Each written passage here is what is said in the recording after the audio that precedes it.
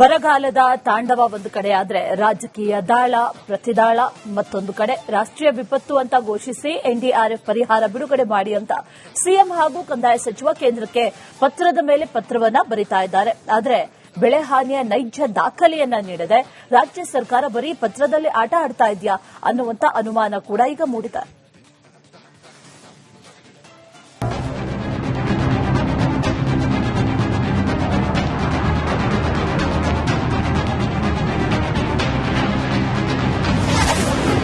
ಬರ ಪರಿಹಾರ ಸರ್ಕಾರದ ಪತ್ರದ ಆಟ. ಗ್ರೌಂಡ್ ರಿಯಾಲಿಟಿ ಇಲ್ಲ, ವರದಿಯೂ ಇಲ್ಲ.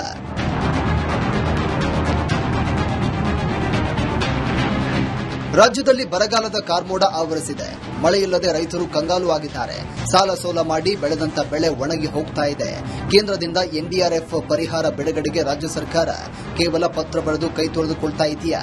ಸಿಎಂ ಮತ್ತು ಕಂದಾಯ ಸಚಿವ ಡಾ ಜಿ ಪರಮೇಶ್ವರ್ ಕೇಂದ್ರಕ್ಕೆ ಮನವಿ ಪತ್ರವನ್ನೇನೋ ಕಳಿಸಿದ್ದಾರೆ.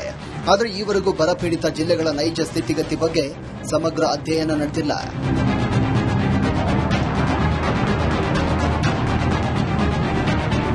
ಕೇಂದ್ರ ಸರ್ಕಾರಕ್ಕೆ ಹಣ ಬಿಡುಗಡೆಗೆ ಕೇವಲ ಪತ್ರ ವ್ಯವಹಾರ ಸಾಕಾಗಲ್ಲ, ನೈಜ ದಾಖಲೆಗಳು ಬೇಕು.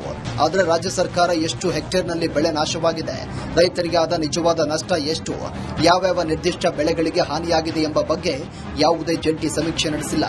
ಕೇವಲ ಹಳೆಯ ವರ್ಷಗಳ ಅಂಕಿ ಅಂಶಗಳನ್ನೇ ಇಟ್ಕೊಂಡು ಯಾವುದೇ ರೀತಿಯ ಗ್ರೌಂಡ್ ರಿಯಾಲಿಟಿ ಚೆಕ್ ನಡೆಸದೆ ಕೇಂದ್ರಕ್ಕೆ ಮನವಿ ಸಲ್ಲಿಸಲಾಗಿದೆ ಎಂಬ ಗಂಭೀರ ಆರೋಪ ಕೇಳಿಬರ್ತಾ ಇದೆ. ಸರ್ಕಾರ ಎಡವಿದ್ದಲ್ಲಿ ರಾಜ್ಯ ಸರ್ಕಾರ ನಿಖರ ಬೆಳೆ ಹಾನಿ ಸಮೀಕ್ಷೆ ನಡೆಸಿಲ್ಲ ಎಂಬ ಆರೋಪ ಕೇಳಿಬಂದಿದೆ. ಗ್ರಾಮ ತಾಲೂಕು ಮಟ್ಟದಲ್ಲಿ ಉಪಗ್ರಹ ಆಧಾರಿತ ದತ್ತಾಂಶ ಸಂಗ್ರಹವಾಗಿಲ್ಲ. ಹಳೆಯ ವರದಿ ಆಧಾರದಲ್ಲಿ ಕೇಂದ್ರಕ್ಕೆ ಪತ್ರ ಬರೆಯಲಾಗಿದೆ. ಎನ್ಡಿಆರ್ಎಫ್ ಮಾರ್ಗಸೂಚಿ ಪ್ರಕಾರ ವರದಿ ಸಲ್ಲಿಸಿಲ್ಲ. ಕೇಂದ್ರಕ್ಕೆ ರಾಜ್ಯ ಸರ್ಕಾರ ನಿಖರ ವರದಿ ಸಲ್ಲಿಸಿಲ್ಲ ಎಂಬ ಆರೋಪ ಇದೆ. ಸರ್ಕಾರಗಳ ನಡುವಿನ ಈ ಪತ್ರ ವ್ಯವಹಾರ ಮತ್ತು ರಾಜಕೀಯ ಹಗ್ಗ ಜಗ್ಗಾಟದಲ್ಲಿ ಕೊನೆಯಲ್ಲಿ ಸಾಯ್ತಾ ಇರುವುದು ಬಡ ರೈತರು ಮಾತ್ರ. ರಾಜ್ಯ ಸರ್ಕಾರ ತಕ್ಷಣವೇ ತಾಲೂಕು ಮಟ್ಟದಲ್ಲಿ ಗ್ರೌಂಡ್ ರಿಯಾಲಿಟಿ ಚೆಕ್ ನಡೆಸಿ ಕಾಂಕ್ರೀಟ್ ದಾಖಲೆಗಳೊಂದಿಗೆ ಕೇಂದ್ರಕ್ಕೆ ವರದಿ ಸಲ್ಲಿಸಬೇಕಿದೆ. ಆಗ ಮಾತ್ರ ಪರಿಹಾರ ಧನ ಸಿಗಲು ಸಾಧ್ಯ.